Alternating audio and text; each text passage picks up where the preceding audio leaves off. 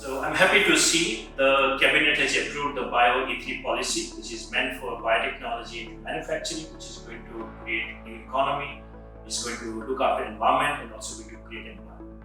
So I come from KIIT-Technology Business Incubator. I congratulate everyone for this because the startups, the enablers, incubators, everybody is celebrating because the Bio-E3 policy has been now approved by the cabinet.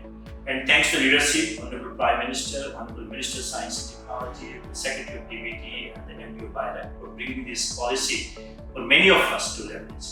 I see the young minds which are now building new technology out of their innovative ideas going towards the manufacturing capabilities, and the whole country is going to talk about it, and Odisha is going to also take advantage of it, and KIIT-TBI is now pushing more of these blue economy based startup companies. Our mission is creating 50 blue economy based companies. We're also going to create, because you have the large 450 kilometer coastline, going to create the Odisha as a launch pad for blue economy for the marine biotechnology sector. So KIIT-TBI is now ready to set up the marine biomanufacturing hub, and the Bio-E3 policy is going to create that, to enable that. I'm happy to see that India is now talking about not only innovations but talking about manufacturing. So I welcome everybody to this platform and see that everybody is now getting involved and celebrating the Bio-E3 policies deployments. Thank you very much.